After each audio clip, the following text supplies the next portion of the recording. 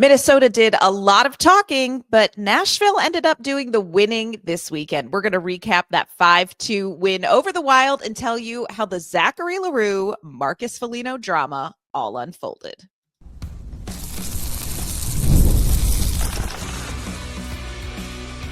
You're Locked On Predators, your daily podcast on the Nashville Predators, part of the Locked On Podcast Network, your team every day. Welcome to the Locked On Predators podcast. Thanks so much for making us your first listen of the day. We are, of course, part of the Locked On Podcast Network, your team every day. Want to kick off this week, this Monday episode, shouting out our Locked On Predators insiders community, and want to shout out our everydayers, those who tune in to talk Nashville Predators hockey with us each and every weekday. We love chatting about this hockey team with you and kind of finding our way through this unexpected season together. I am Ann Kimmel. I'm a writer and a co-host with Penalty Box Radio, and my friends, I have a partner in crime. You do. I'm Emma Lingen, and I'm the Predators site editor and reporter for the Hockey News. Not only is Emma all of those things, Emma's also a year older. It happened so quickly. A year wiser. A year wiser, a year cooler, and a year better. Yesterday was Emma's birthday. She turned 21 again. So just want to shout out Emma. Good. Still as fresh as you were on Friday, girl. Thank you so much. Feels good to be 21. Again. I love it so much. Man, do we have a lot to talk about. Not only was there the excitement of Emma's birthday over the weekend, which, friends, that was plenty, but we have to talk about all the hockey excitement, Emma. It was a game that really caught the attention of the theater major in all of us as the Minnesota Wild vowed to come to town and teach young Zachary L'Heureux all about the code. We're going to talk about how all of that went down. We're going to talk about who stepped up for the Nashville Predators, not just in the fights, but in the actual game. And we're also just going to test out optimism and just see if Emma and I think this might be something. There could be something happening to this season for the Predators. We're going to wrestle with that. But before we dive into everything, do want to let you know today's episode is brought to you by FanDuel. From the first whistle to the final drive, FanDuel makes the NFL playoffs even more exciting. Right now, new customers can bet $5 and get $300 in bonus bets if you win that first bet. Visit FanDuel.com to get started. Well, Emma, it's hard to say goodbye to that 8th grade chapter again, but we finally did. Oh my gosh, y'all, last week, if you were covering hockey, if you were covering the Nashville Predators, it was the best of times. It was the worst of times. It was a whole lot of storylines and a whole lot of talk and a whole lot of back and forth. And, you know, it just come Saturday night, I think most everybody was just ready to play some hockey. The Predators did. They got a 6-2 win over the Minnesota Wild at home Saturday night in Smashville. Of course, we're going to talk about how that all unfolded in just a moment and talk about who the players were that really kind of stepped up for Nashville and what we saw. But we always kick off our recaps here with one word to describe the game. So, Emma, we survived it again. How would you describe Saturday night's game in one word or more? Our show, our rules. This is a little petty of me, but it's Monday. Bring it. It's Monday, and it's still my birthday in my mind, so I'm allowing myself the pettiness. I'm going to say redemption, just because, as you mentioned, there was so much talk going into this game, and it wasn't just directed at Zach L'Heureux and the Predators. It was, and it wasn't even just at you and me. I mean, all the media, the local media who cover the Predators, were getting all kinds of hate from Wild fans on the internet and things like that about our takes on the Zach L'Heureux situation. And, I understand people need an enemy sometimes, and they had one. So it was nice. We all of us in the media were kind of like, yeah, we're gonna need these guys to win tonight because this is We like just done. we're just done with this drama, like just so over it. And the only thing I think that would have made it better is if Zach L'Heureux had scored a goal in the game. He Oh my didn't. gosh. Can you he Um would have skated by the Minnesota bench with his hand cupped to his ear like, "I can't hear you." uh-huh, Oh uh-huh. Lord.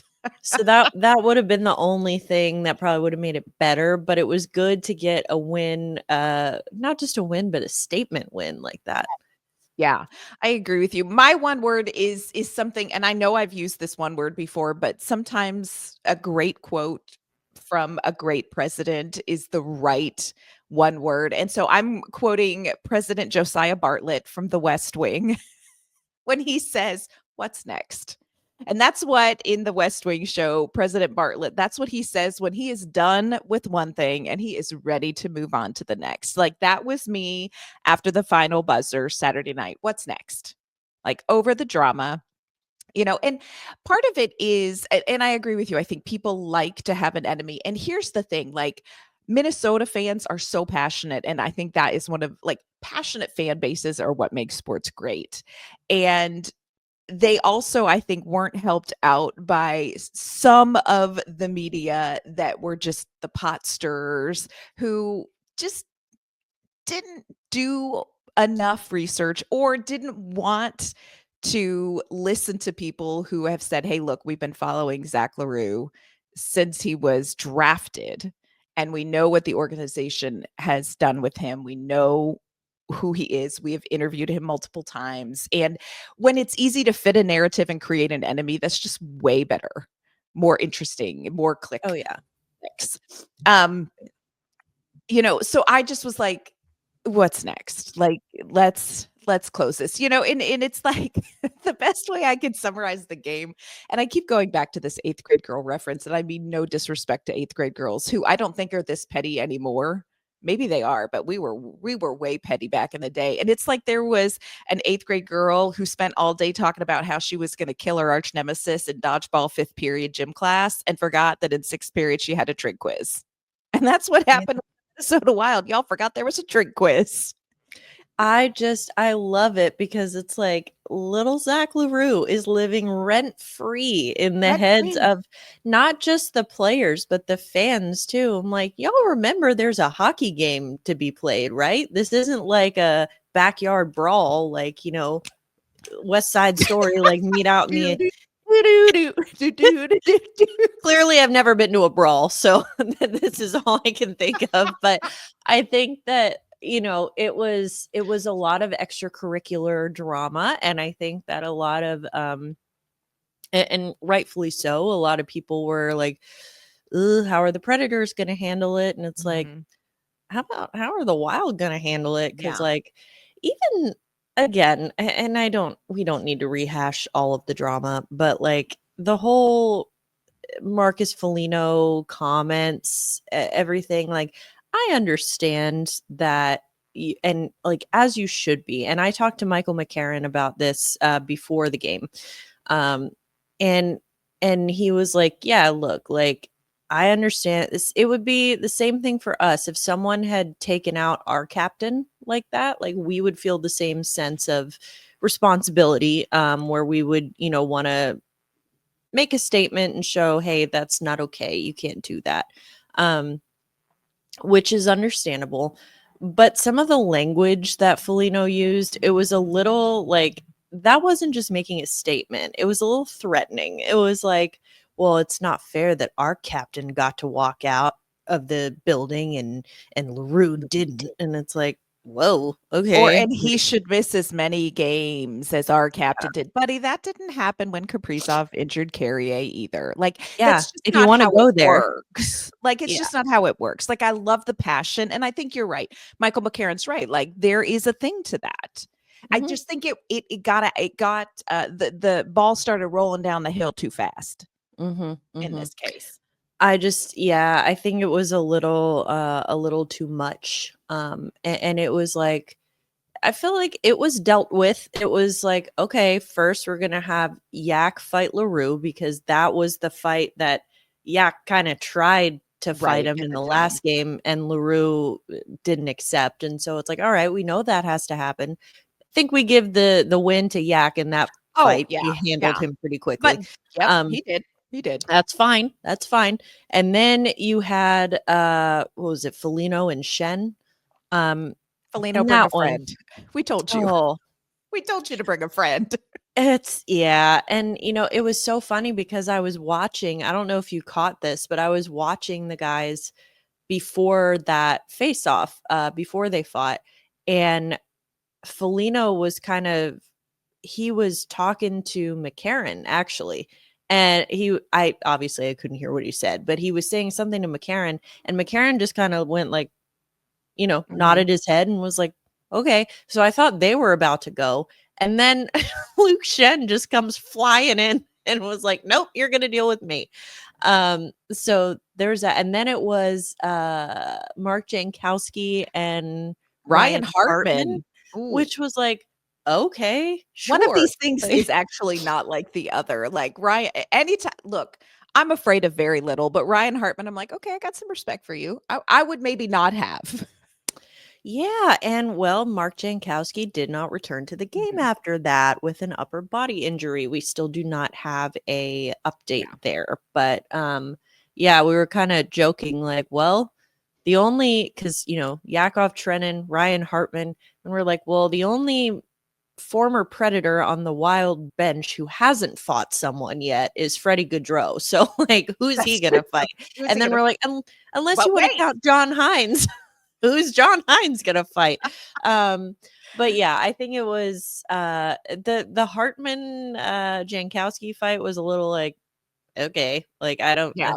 I don't know, didn't really have that on my bingo card, but the other two, like the Predators veterans were not gonna let Felino fight L'Heureux, which meant that Mhm. they were going to one of them was gonna have Was to do gonna it. do My it. money was on McCarron, so but and I'm sure he was willing and he was ready, Yeah. but it was Luke Shen, which that's probably the guy that I would want if someone were fighting for my honor on that team. I would say, I'll yeah, take Luke Luke Shen. Shen. I'll take Yeah, Luke Shen. thanks. Yeah. Yeah. So yeah. Coming up, we're going to hear from Zach L'Heureux post game. We're also going to share with you a couple of the one words that our insiders talked about after this game. We're going to dig into who the Nashville Predators players were that stepped up, not just by dropping the gloves. Today's episode is brought to you by our great friends at FanDuel. From the first whistle to the final drive, FanDuel is going to make those NFL playoffs even more exciting. Right now, new customers can bet $5 and get $300 in bonus bets if you win that first bet. That's $300 to keep the action going. The FanDuel app is easy to navigate, and the variety of bets keep every game exciting. Plus, when you win, you get paid instantly. No waiting around for your winnings. Whether you're betting on your favorite team or just looking to add some extra excitement to the playoffs, FanDuel has you covered. Just visit fanduel.com to join today. And again, get started with $300 in bonus bets. That's fanduel.com. Make this playoff season unforgettable with FanDuel, an official sportsbook partner of the NFL. All right, Emma. So we're just kind of recapping the game. We, of course, always ask our insiders for their one word. Jean said solid is a great one word. Dustin said, what a great win. The Wild have been talking trash all week about how they were bringing the fight to the Preds. They brought the fight, but forgot the game. During the game, I love this. Lee, one of our insiders during the game, as the fight started kicking off, Lee texted and said, well, now I'm watching for what the capacity is for the penalty box. I was like, yeah, I mean, how True. many can you fit if one of them is Luke Shen? Yeah. Well, at one point there were 3 guys in each box because there was 2 fights and then each team had a minor penalty. So it was Yeah. like, getting a little crowded in there. Not enough snacks to go around there for No. sure, friends. No. Yeah. I thought this was an interesting post game. We got to hear from Zachary L'Heureux, and I want to play his comments. This was, of course, It was a heavy week. This is a kid who's a rookie in the NHL, and whether you want to believe it or not, in Minnesota, Zachary L'Heureux is not somebody who in hockey wants to intentionally hurt another player. And, you're going to believe the narrative you want to believe. Andrew Brunette described his play against Spurgeon as reckless but not intentional. And just remember, if he hasn't had time to learn the code, maybe he hasn't had time to perfect taking somebody into the boards yet. But again, don't want to see it happen. Want to see Spurgeon back there. But this is what Zach L'Heureux had to say after the game. Yeah, I mean, just want to get out of the way. Kind of had a feeling something was going to happen. So, just glad it was early. It was, nothing too crazy. And, I still was able to play my game and, move past it. I mean, I thought we all stuck up for each other. It was, a great team win. All four lines pulling. It's fun. It's been, a good week for us. So we just want to keep going and, keep doing the little things that we're doing right that are helping us win games. I think he nailed it when he said this was a great team win. Again, Predators won 6-2. And let me just one more thing, and then we're going to turn this page. But I just want to say this. Minnesota Wild fans are going to say, yeah, you won the game, but we didn't have Kaprizov, and we didn't have Spurgeon, we didn't have Brodin, and we didn't have our best players. Baby, that is not what you were talking about all week long. That wasn't what you were talking about all week long. Nope. You weren't talking about the next man up mentality. Or maybe you were, maybe the Wild were, but that's not what the media was talking about all week. So anyway, and sometimes look, the narrative that you think is going to motivate you becomes the narrative that distracts you. And I think that there's a chance that played a part into it for Minnesota. And I get why. It was a big story, and it was, it involved big feelings. And I think Nashville had to navigate that same thing as well. Nashville, I found this very interesting. Emma and I in our statistics class in college, y'all, we love our statistics. And we actually do love advanced statistics here when it comes to hockey. But that was Nashville's best expected goals for of the entire season. 3.64 expected goals for. That's the best. The second best that they had was in the 5-3 loss to Minnesota back on New Year's Eve, 3.29. So Nashville really came ready to play this game. They did. And they looked it, like one thing that we have been talking about was consistency with this team, how they had 2 wins in a row coming into that game. But they were both not their most consistent efforts, in the game against Chicago, it was like they did not start out strong, but they finished strong and they were able to get the win. And then before that, the game against Vegas, they started out really strong and then made it a little too interesting towards the end. So it was like, okay, good to get the wins. Wins are important, but would like to see a little bit more of a consistent effort. And I felt like Nashville was the better team for all 60 minutes of that game. And talking about, what L'Heureux said afterwards about, it being a good team win. And I think Andrew Brunette talked about this after the game. And I thought it was a really interesting way to look at it, about how, obviously we're not going to pretend that we didn't hear all the outside noise coming into the game. We know it's a thing. We know the storyline, we know to expect something. But understanding that not every guy on every team is going to be a fighter or an enforcer, yes, there's still that mentality of yes, we're going to stick up for our teammates because that's what teammates do. But it's certain guys, it's like Filip Forsberg probably isn't going to be throwing down, with Ryan Hartman. It's just I think that what Brunette said that I found very interesting was that each guy, stood up for his teammates in their own way. Yes. For Luke Schenn and for Mark Jankowski, that's fighting another guy. For a guy like Filip Forsberg, it's, catching fire and scoring 2 goals. That's what he does best. If you're having a fight, you don't really want Filip Forsberg in the ring. No disrespect, but you probably don't.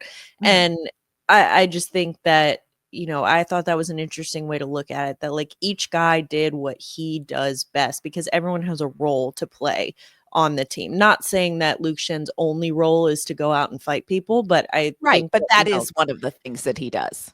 it's one of the things that he does. And so like he stepped up, he did that. Filip Forsberg stepped up and you know, just really took it to him offensively. So I think that, you know, I thought that was a good way to look at it.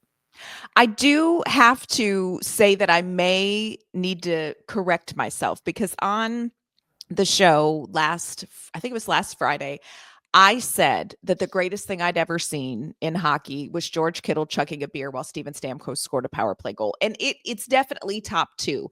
But I want to give a shout out to our good friend Taylor. She goes by the Pred Head on social media, Taylor the Pred Head, because there was a video that Nashville tweeted out after Filip scored one of his goals. And he's just like, you know, mouth open, like cheering, kind of doing his little victory skate. And she put the Defying Gravity riff at the very end of that song to it. That's good. I'm like, oh my gosh, this might even be George Kittle chugging while Steven Stamkos scores. So I do want to give a shout out for that. Filip Forsberg, when he is good, he is very good. 5-game goal streak. In those 5 games, 6 goals, 9 points. And before that, he was assisting. You know, he was still putting up points. You know, it just was Stamkos and Marchessault were kind of burying those. So Filip Forsberg, when he goes, everybody goes. He's the put the team on your back kind of guy. Also want to shout out Mr. Potato Head, Colton Sissons, who does every little thing the Predators need, but he has struggled to find the back of the net this season. He got the Predators on the scoreboard first. It was a great pass from McCarron, but it's just that go to the net and good things will happen. And that's what you want from a Colton Sissons. That's his role. Go to the net and good things will happen. And that's again why we refer to him as Mr. Potato Head, because he can play almost any role on this team you need him to do. And he showed that. And I mean, that goal too, it was like not the prettiest goal. He scored as he was falling. Like his celebration happened like face down on the ice. Like against the board. It's like, yeah, but like it made it in. Like you said, it was a great pass from McCarron. And you know, that's not necessarily the big like skill line. You know, it's their fourth line. But yeah, that's like what L'Heureux said in the clip you played earlier, that all 4 lines were going. They were. And we really saw that. Yeah. Also want to shout out Tommy Novak and Fedor Svechkov, because oh my goodness, the Svechkov goal. First of all, thank you, Fedor Svechkov, for knowing that the slot is not lava. You can go there anytime. Yes. Won't burn your feet. And I think sometimes Nashville, again, has hesitated to go there. And Minnesota as a team in general does a good job of kind of keeping that area clear. But Tommy Novak gets the turnover. And Tommy Novak is very good with those passes from like down below the net and finding somebody. And there was Fedor Svechkov right in the slot. And it's like, those are the goals. Those are the kind of goals and plays that you're like, more of that, please. I'll take some more of that. I'll have what he's having. Yeah, no, it was a great pass from Novak behind the net, and Svechkov was right there, just, you know, pounded in. Fleury didn't even see it coming. I do want to give a quick shout out to Marc-Andre Fleury. That was likely his last start against the Predators of his career. First ballot Hall of Famer, 100%. You know, really, really, you know, just amazing career. So that was probably the last time that we get to see him start a game against the Predators. But yes, I will say on that particular play, Fedor Svechkov made him look a little silly. So yeah, that was good, just an amazing shot. Good for him. Good for him.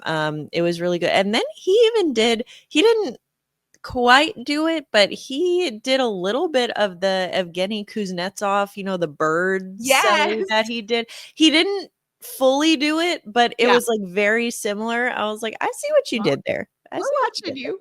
Yeah. We're watching you. Yeah. Marc-Andre Fleury, one of the greatest people. Like that's somebody that hockey needs to find a way to keep in the sport somehow, because what a good. I always hated games where he was in net because it just goes against everything in me to chant Fleury sucks, because he's just so Oh, yeah. delightful. No, So he's great. wonderful. He is great.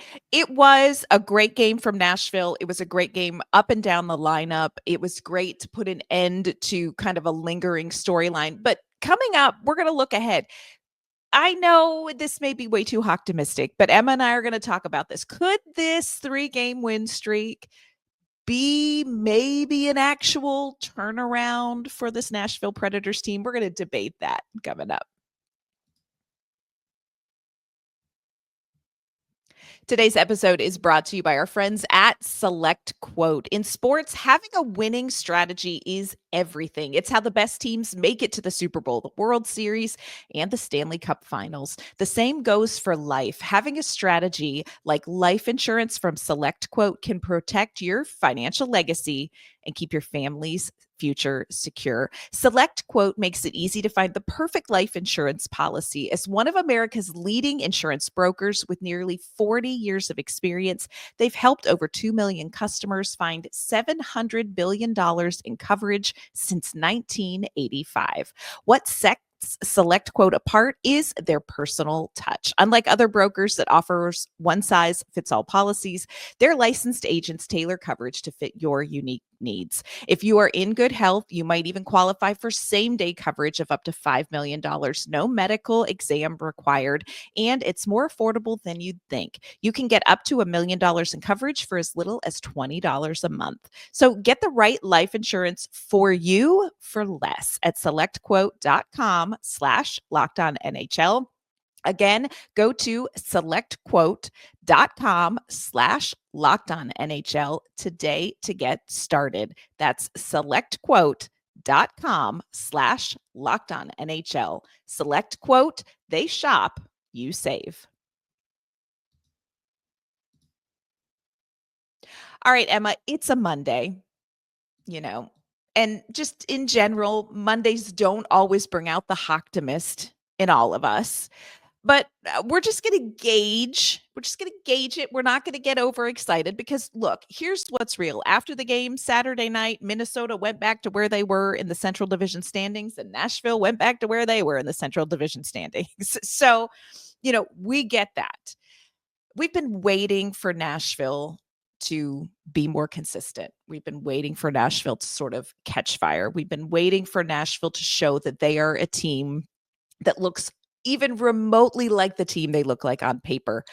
They've won 3 games in a row: Vegas, Chicago, now Minnesota. Do you think maybe we're getting there, Emma? And how do you personally sort of frame up what we've seen from them recently?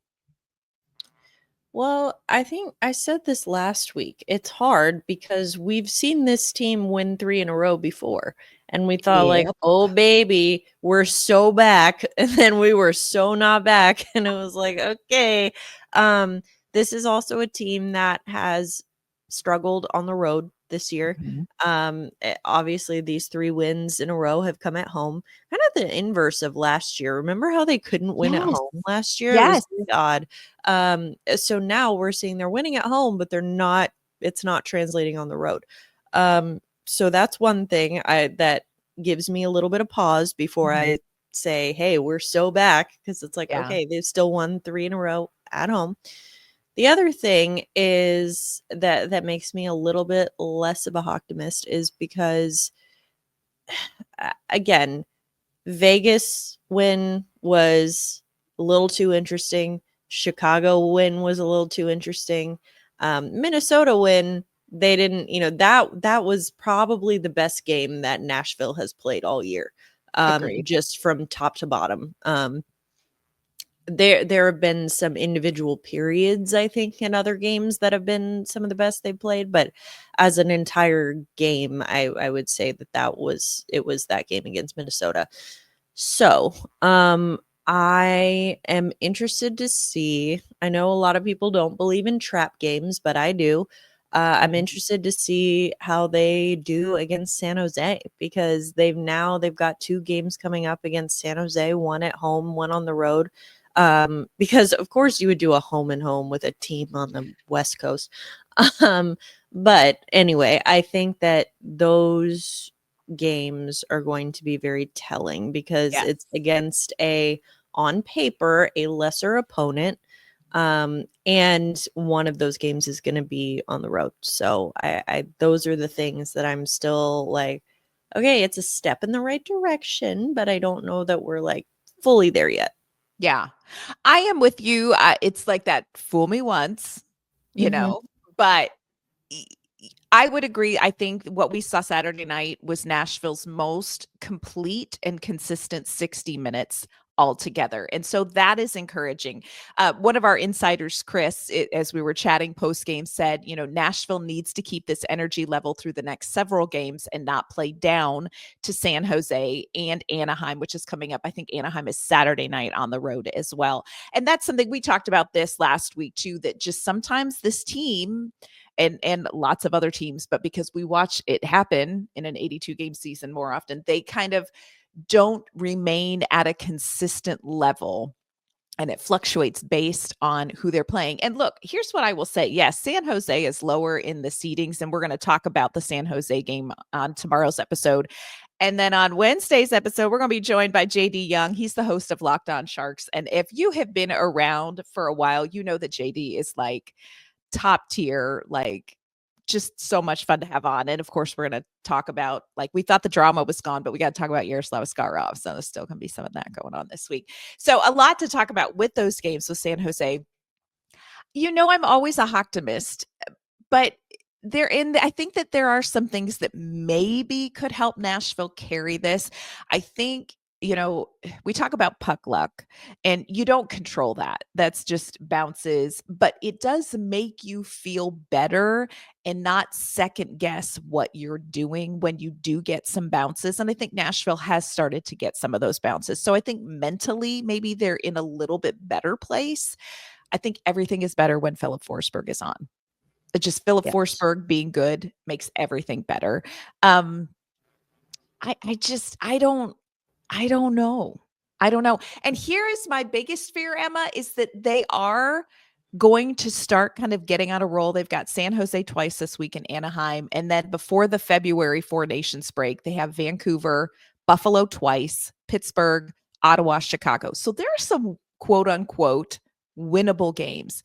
They're going to get on a streak, maybe. And then we're going to go to the Four Nations break. And then they're going to come back and they're going to be like, I'm sorry, who are you again? Like, so it's just, I feel like let's not necessarily get on the emotional roller coaster just yet. Like, we can maybe get in line if it's a long line, but let's not jump on the ride yet. Yeah. And I think going back for a second to what you said earlier about puck luck and bounces, that's actually something I asked Zach L'Heureux after the game against Minnesota. And I was like, look, obviously goals were hard to come by for you guys for the first part of the season.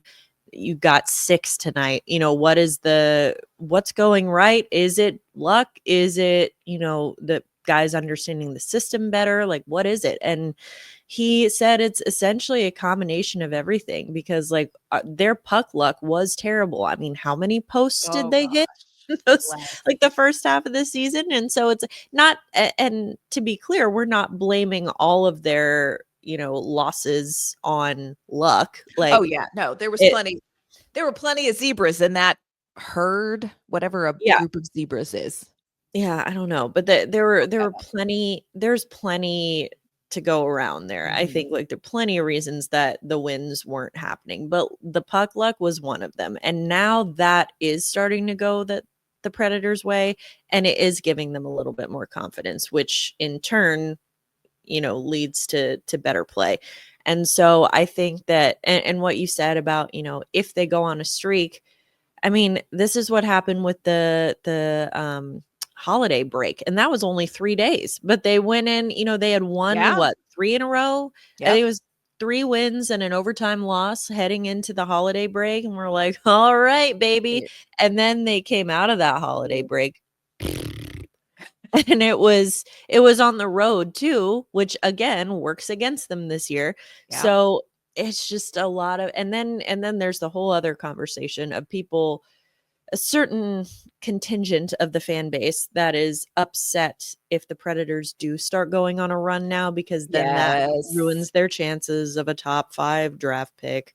Again, I just don't think that, we won't get into that. That's another podcast for another time, but yeah. Yeah. It's going to be interesting to see what happens, especially after this big win, because again, big emotional week going into it. Nashville came out, performed very, very well.